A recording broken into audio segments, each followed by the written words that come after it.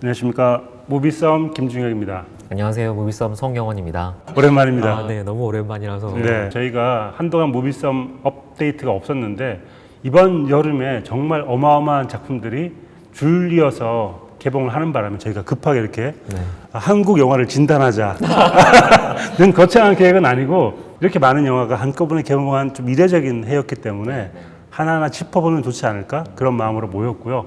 제가 그동안 영화를 잘 안 보다가 몰아가지고 보는데 행복했어요. 진심이세요? 네, 진심으로. 네. 코로나 이후에 뭔가 되게 많이 바뀌었고 산업적인 흐름도 바뀌었지만 관객들 반응, 즐기는 방식 다 바뀐 것 같아요. 현장에 계시니까 아마 그걸 제일 먼저 체감하실 것 같은데 어떤 게 제일 많이 바뀌었나요? 올해 제일 많이 나왔던 얘기 중에 하나는 관객들의 기준 이런 것들이 좀 더 엄격해졌다는 거. 흔히 얘기하는 티켓값이 사실상 그 짧은 시간에 거의 2배 가까이 올랐잖아요. 체감상은 그런 비싸긴 하더라고요. 냉정하게 생각해 보면 티켓값, 이전의 티켓값이 다른 물가에 비해서 좀 많이 싼 것도 있었고 가격이 많이 오른 거라고 할 수 있냐라고 할 수도 있는데 또 체감상은 안 그러니까. 근데 사실은 영화 한 편 보는 게 OTT 한 달 가격이더라고요. 이게 영화끼리 비교하는 게 아니잖아요. 그렇죠. 기회비용을 훨씬 더 많이 생각하는 것 같아요. 그래서 실제 영화 보고 나서 그거에 대한 일종의 뭐랄까 반감도 훨씬 더 커지는 것 같고 비싼 돈을 주고 갔는데 영화가 재미없으면 욕이 막 나오는 거죠.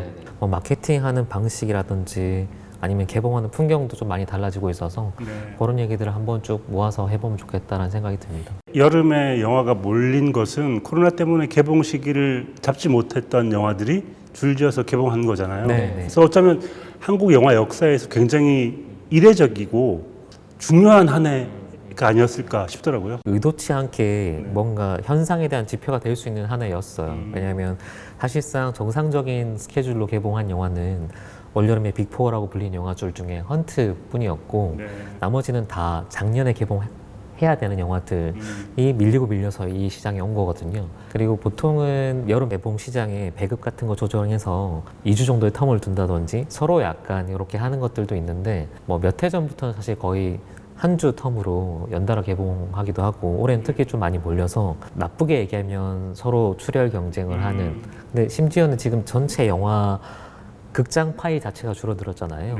사실 많이 회복되긴 했습니다. 코로나 이전이랑 비교하면 전체 관객수 거의 80%에 가깝게까지 회복을 하긴 했는데 또 이것도 면면히 들여다보면 단순하게 수치적으로 80% 회복했다라고 말하기 힘든 상황에서 이제 큰 영화들이 한 번에 이렇게 주르륵 개봉을 하니까 전체적으로는 각각의 손해를 본 것도 있고 또 한편으로는 이게 뭔가 신호가 된 것 같아요. 쌓였던 어떤 패턴들이 있잖아요. 한국 영화 스토리텔링 경향도 있고 명암이 다 있다고 하면 그게 올해 원하든 원하지 않든 다 적나라하게 드러난 상황입니다.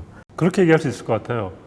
저 같은 사람은 영화를 많이 보는 편에 속하지만 1년에 한 번 정도 극장 가서 영화 보신 분들이 있잖아요. 그런 분들이 하나를 골라야 되는데 이번 여름에는 너무 많아가지고 그럼 그분들이 1년에 한 번 갈 걸 2번 가고 3번 갔을까? 아니면 한 번만 갔다면 어떤 영화를 봤을까? 이게 되게 궁금해지긴 하더라고요.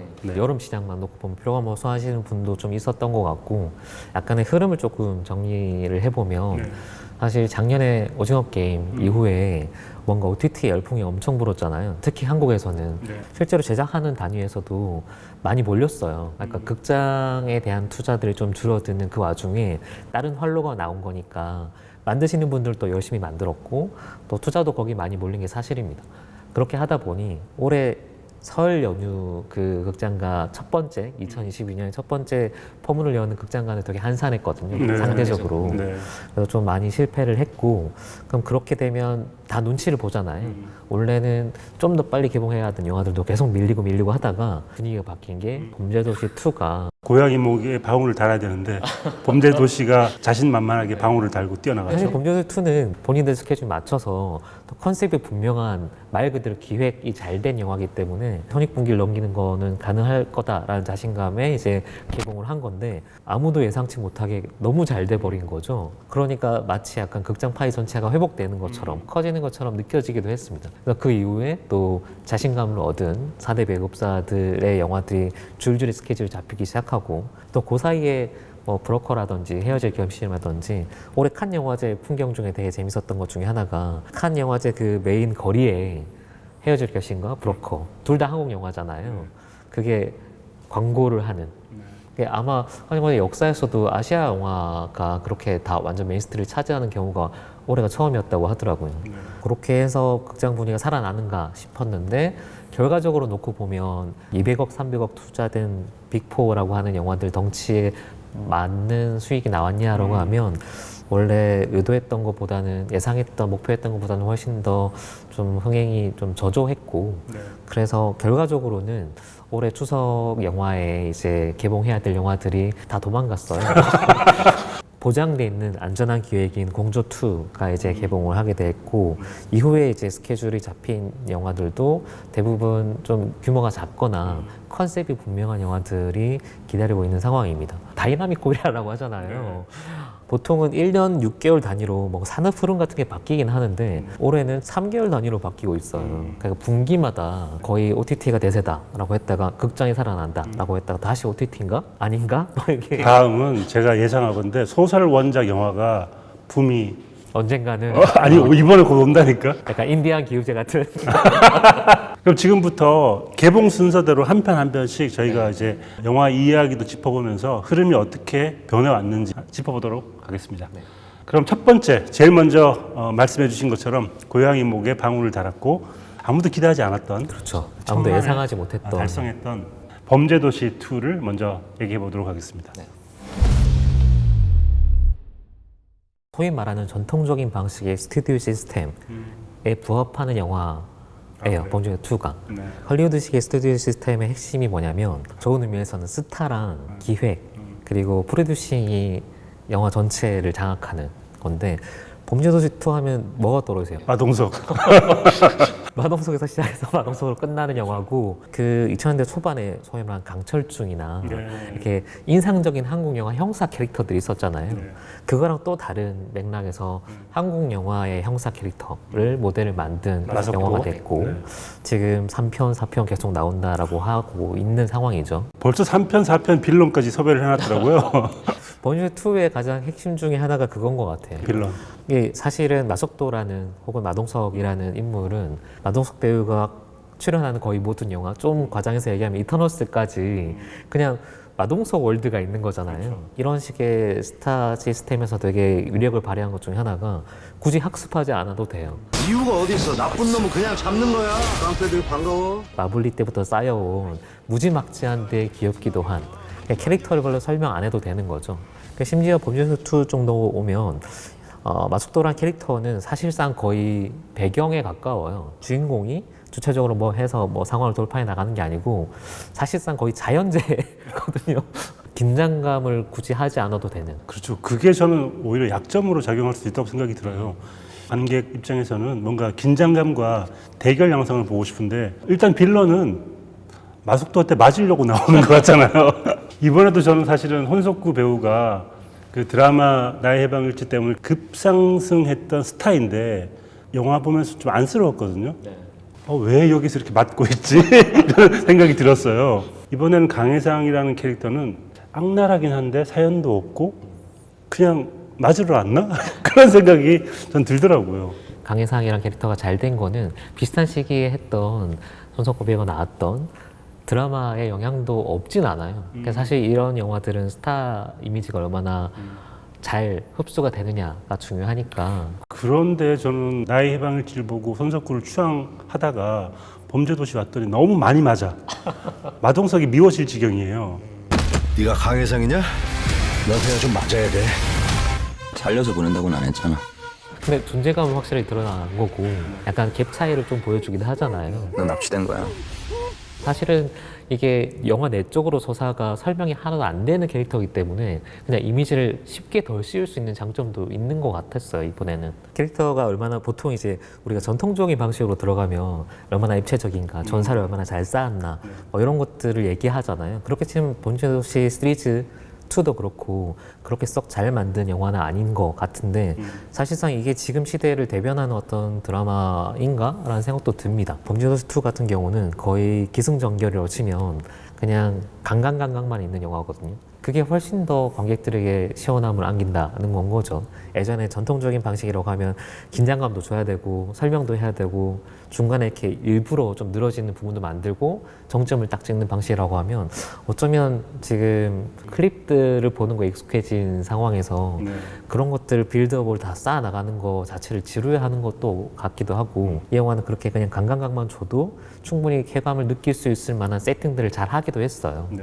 그 결과로 지금 1,300만 정도까지 스코어를 돌파한 재밌는 오락 영화가 됐고 그게 약간 시대의 불안 반영하는 것 같기도 합니다. 시대가 불안할수록 혹은 현실이 되게 괴로울수록 판타지를 강력하게 원하잖아요.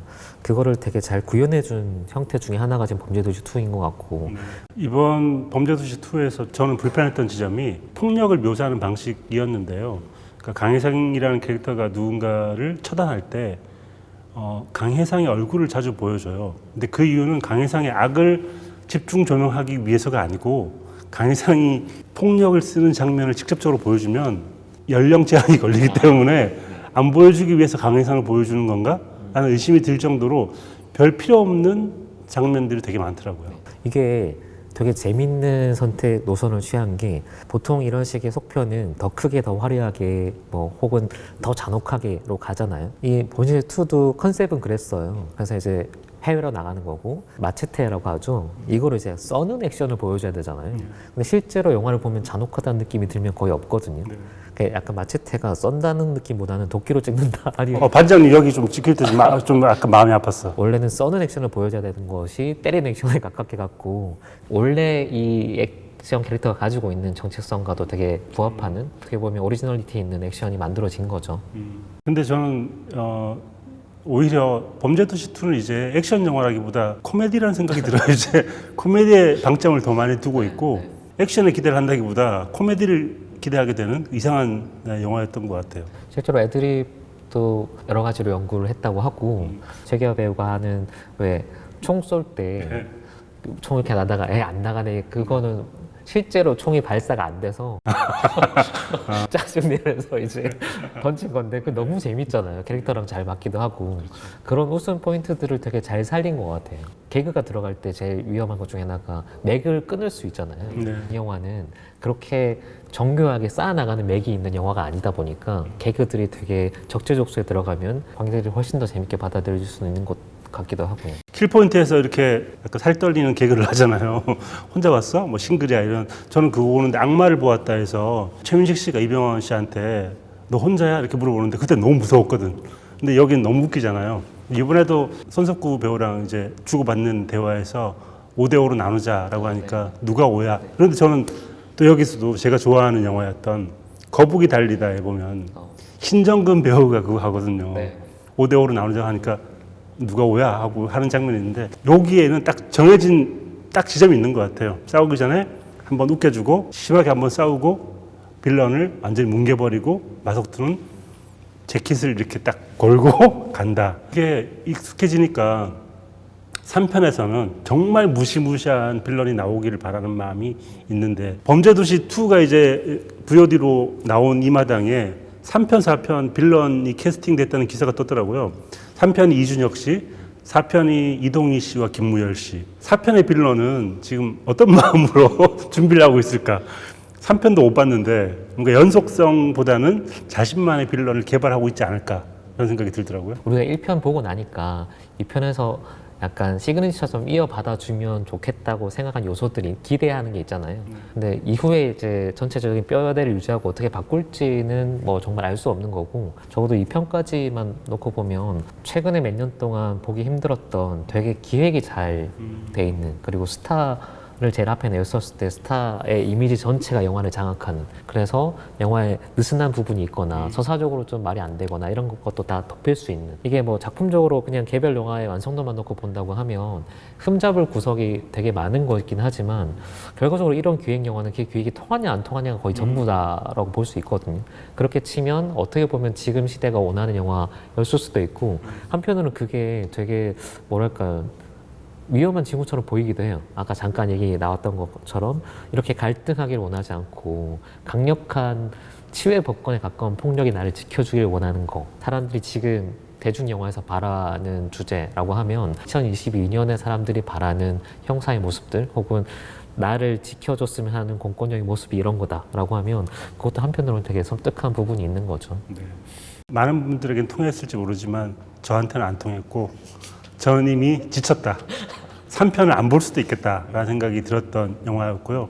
다음에 다룰 영화는 사실은 또 다른 형사의 모습이고 사람들이 이런 형사의 모습도 원하고 있구나를 알 수 있는 박찬욱 감독님의 헤어질 결심입니다.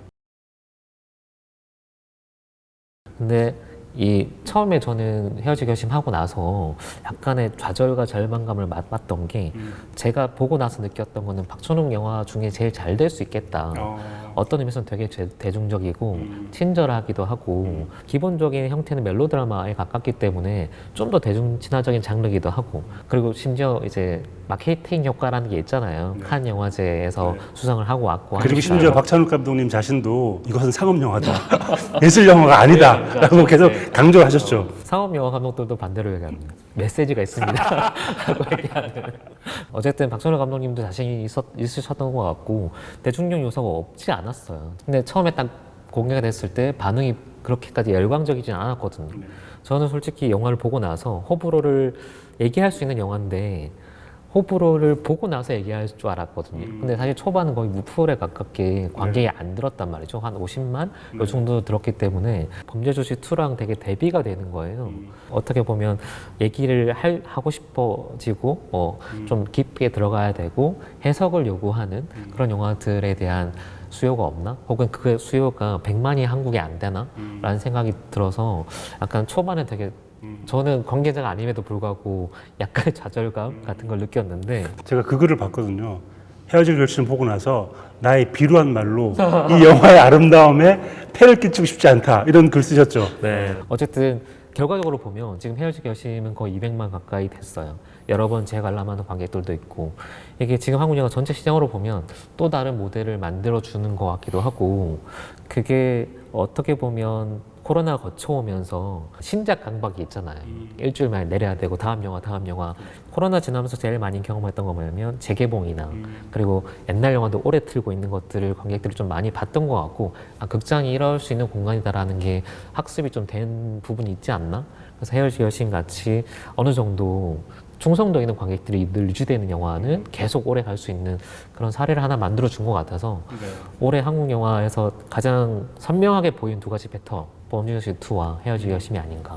저는 박찬욱 감독님의 영화 중에서 사실은 제일 순한 맛에 가까운 영화잖아요. 그래서 어떤 면에서는 좀 불리하다고 생각 들기도 했어요. 다극과 뭔가 강렬한 체험을 원하는데 그런 게 아무래도 덜하다 보니까 그런 입소문이 좀 덜해서 그런 것인가 라고 생각을 했었는데 영화 속에도 그런 대사가 나오지만 어떤 사랑은 이렇게 막 확 퍼지지만 잉크처럼 물에 풀리는 듯이 천천히 녹는 사랑도 있다고 얘기하는 것처럼 어떤 영화는 강렬함을 선사하지만 어떤 영화는 이렇게 오랫동안 서서히 사람들의 마음에 녹아드는 그런 영화도 있다라는 걸 증명하신 것 같아가지고 기분이 좋더라고요.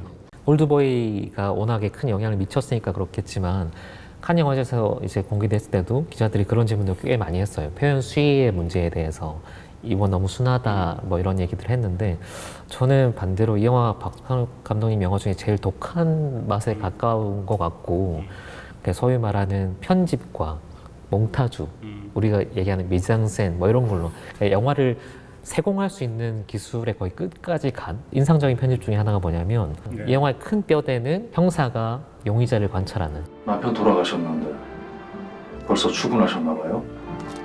본다는 거를 보여주는 방식이 좀 거의 판타지에 가까울 정도로 내가 본다는 시선이 넘어가서 사람이 거기 서 있기도 하고 어떻게 보면 받아들여지기 힘들 정도의 과감한 편집들을 많이 하거든요. 거기서 저는 1차적인 장벽이 생길 거라고 생각했는데 이게 뭐야? 뭐 하는 거야? 라고 생각하면 영화에 몰입이 안 되는 거고 우와! 라고 하게 되면 따라가게 되는 거고 박찬욱 감독님의 영화를 너무 즐겨보고 재밌어 하긴 했지만 박찬욱 감독이 재창조해내는 세계는 저는 늘 영화 세계라고 생각했거든요. 우리가 발붙이고 있는 현실이라기보다는 그래서 너무 재밌고 끌리지만 한편으로 또 마음이 안 가는 그런 게 있었는데 이번 영화를 보고 나서는 어떤 느낌이 들었냐면 그냥 약간 항복? 야, 여기까지 가면 이게 되게 엉뚱한 연결일 수 있지만 에릭 로메르 영화 같은 이런 얘기 하니까 사람들이 영화 그냥 재밌다고 하면 되는데 에릭 로메르를 그럼 봐야지 박찬욱 영화를 이해할 수 있는 거라고 생각하기 때문에 평론가들 싫어하는 거라니까. 근데 평론가들이 얘기하고 싶어 하는 영화일 수밖에 없어요, 사실 이 영화는. 그런 영화에서 주는 덩어리 같은 거 있잖아요. 굳이 해체하지 않아도 되는. 그거랑 거의 비슷한 감흥을 주는 영화였기 때문에 저는 그래서는 이제 얼룩이라고 표현했는데 그런 게 있다고 하면 그냥 그대로 남겨두고 그대로 받아들여도 충분한 영화. 또 누구는 막 쪼개서 보고 싶어 할 수도 있을 거고 그렇게 봐도 계속 뭐가 나오는 영화. 또 누구는 정말 그냥 편하게 멜로드라마적으로 사랑이 뭘까라고 질문하면서 볼 수도 있는 영화인 것 같아요. 가장 많이 사람들의 호감을 얻었던 이유는 아름답기 때문이었던 것 같아요. 박찬욱 감독님이 예전에 그런 말 좀 싫어하긴 했는데 예뻐야 돼. 벽지며 장면 하나하나가 너무 예뻐가지고 그 예쁨을 마음속에 소장하고 싶은 욕구들을 가지게 되고 그래서 한 번 더 보고 싶고 또 보고 싶고 이렇게 200만 가까운 관객을 들이게 한 게 아닌가. 예쁨과 소위 말하는 아름다움의 차이 때문에 박찬욱 영화에 대한 호불호가 갈린다고 저는 생각하는데 항상 예쁘잖아요. 심지어 피가 튈 때도 예쁘게 찍는 거기 때문에 아름다우고 예쁨은 어떤 차이가 있나요? 아름다운 뭐가 되는 과정에 있다고 봐요. 예쁨은 그 자체 좀 나쁘게 얘기하면 예쁨은 패티시에 가깝다고 보거든요. 본질보다는 껍데기를 얼마나 잘 보여주냐. 패티시는 본질에서 벗어나는 거잖아요. 근데 그거 자체가 본질이 될 수도 있겠구나라는 생각이 들었던 영화이고 이를테면 이런 거죠. 이번 영화에서도 형사잖아요. 또 형사 반장의 방을 보면 존재하지 않는 아니 그런 사람이 있을 수 있죠. 그런 세팅을 나라에서 허락할 수가 없어요. 캐릭터의 성격을 너무 잘 그냥 이미지 한정으로 구현할 수 있는 공간을 만들고 싶은 건 거죠. 나쁘게 얘기하면 비현실적인 공간이잖아요. 비현실적인 공간들을 이렇게 쌓고 쌓아서 이렇게까지 가면 이거는 그냥 또 다른 현실이라고 해도 괜찮겠다. 그리고 굳이 현실이 아니면 어때? 라는 생각들이 좀 들었어요. 그 형사 캐릭터는 그 스웨덴 소설 마르틴 베크 시리즈에서부터 이렇게 영감을 받았다고 하시던데 해준의 집을 잠깐 보여준 장면이 있는데 마르틴 베크 소설이 나와요. 5권 정도 있는데 정말 가지런히 놓여 있어. 정말 섬세하시다. 그 캐릭터를 책으로도 보여주시는구나 그런 생각이 들더라고요. 사실 그런 디테일들을 깔아나가는 게 이런 감독님들의 본인들의 재미인 것 같고 영화에서도 스텝들만 알 수 있는 것 중에 하나라고 인터뷰에서 밝힌 것 중에 하나가 제일 마지막에 이제 설애를 찾으러 갈 때 그 해변가 파도가 이렇게 치는 실루엣이 여성의 옆 얼굴 실루엣이에요. 사실 그게 영화적인 의미는 하나도 없는 거잖아요. 스토리적인 의미도 없는 거고 그런 숨겨져 있는 이스터에그에 가까운 화면들이 사실 영화에 너무 많아서 그거를 막 뜯어보고 하는 사람들도 정말 재밌게 즐길 수 있는. 저는 그 소설가로서 한국어로 글을 쓰는 작가로서 그 한국 영화 감독 중에 한국어에 가장 예민한 감독이 누굴까? 저는 박찬욱 감독님인 것 같아요. 유명한 그 대사 있잖아요. 가불은 불가. 그게 금자씨에 나오는. 소위 말하는 아재. 아니 그거는 정말 집요하게 라임을 중요하게 생각하시는 분이어가지고 이번에도 보면 라임이 진짜 많잖아요. 총차면 뭐해 숨차서 뛰지도 못하는데 그런 거에 반응하셨구나 또. 근데 이게 왜냐하면 박찬욱 감독님의 영화는 지금까지 흥행에 실패한 적은 있을지 몰라도 유행어를 안 만든 적은 없었어요. 누구냐 너나 잘하세요. 그런 것부터 해가지고 이번에도 사실은 마침내라든지 제가 했어요. 자해를 했더니 알아듣던가요? 마침내. 마침내. 한국어로 유행을 만들어낸다는 건 한국어로 어떤 부분을 건드려야 되는지를 너무 잘 아시는 분인 거죠. 대사의 미묘한 맛을 잘 살리는 사람은 최동원 감독님이지만 어감까지 잘 살리는 사람은 박찬욱 감독님밖에 없지 않을까 하고 생각이 들어요. 문어체 영화 같아요. 박찬욱 감독님들. 이렇게 문어체라고 하는 게 나쁜 의미가 아니라 현실을 포착하는 종류가 아니고 현실을 재창조하는 종류이기 때문에 언어도 그만큼 다듬어져 있고 라임 같은 것도 맞추고 있고 사실 이 영화는 저는 어떻게 받아들였냐면 그냥 우리가 사랑이라고 얘기하는 어떻게 보면 되게 다 아는 얘기잖아요. 흔해 빠진 단어이고 근데 그거를 서로 다른 생각을 하게 되는 거니까 그게 가 닿는 것과의 시차를 줄이는 얘기. 언어의 약간 그 차이나 간극 같은 걸 되게 많이 활용하죠. 영화가 활용하는 두 가지의 다른 형상을 겹치는 것이 있다고 하면 하나가 이제 형사가 범인을 쫓아가는 과정과 사랑하는 사람 바라보는 과정. 흔들다리 효과라고 하잖아요. 이게 흔들림인지 두려움인지 알 수 없는 떨림. 그게 전체적인 서사의 뼈대인 거고 또 하나가 이제 말의 차이. 설애라는 인물이 이제 중국인이기 때문에 이것도 박찬욱 감독님 영화 접근 중에는 처음이었다고 하는데 배우를 먼저 정해놓고 캐릭터를 만들어 나가는 탕웨이여야 하기 때문에 우리말에 익숙하지 않은 캐릭터로 나온 거죠. 근데 그렇게 된 게 어떻게 보면 영화 전체 컨셉을 다 잡아준 거기도 하고 말이 잘못 전달되는 거잖아요. 혹은 좀 다르게 전달되는 뭐 마침내 이런 대사들을 할 때 남편이 이제 죽었는데 마침내라는 단어를 쓴다든지 뭔지 이해가 되면서 이해가 안 되는 그런 것들을 드라마의 어떤 핵심으로 삼아서 사랑이라고 말하지 않고도 사랑을 만들어 나가는, 더듬어 나가는 그 더듬어 나간 전체 형체가 결국은 그걸 다시 사랑이란 단어로 환원시킬 수 있을지 그것도 잘 모르겠는. 사실은 글을 쓴 사람 입장에서 저도 이제 소설의 대사를 쓰다 보면 문어체와 구어체만 있는 게 아니거든요. 그 사이에 어떤 문장들이 있어요. 영화적인 공간에서의 어체가 있거든요. 그걸 저는 박찬욱 감독님이 창조해내신 것 같아요. 이게 영화가 보시면 전반부 후반부가 약간 접혀 있잖아요. 네. 좀 다른 영화고 전반부의 끝자락가 이제 그 혜준이 고백하는 당신 때문에 내가 완전히 붕괴됐다라고 하는 거기서 사실 한 편의 영화가 끝난 거고 그 이후에 또 다른 영화가 시작되는 건데 어떤 부분이 좀 더 마음에 드셨어요? 붕괴를 기점으로 붕괴된 사람과 붕괴된 사람이 다시 어떤 사랑으로 나아갈 수 있는 부분으로 된 거여서 그 한가운데를 좋아한 것 같아요. 겹치는 부분. 네.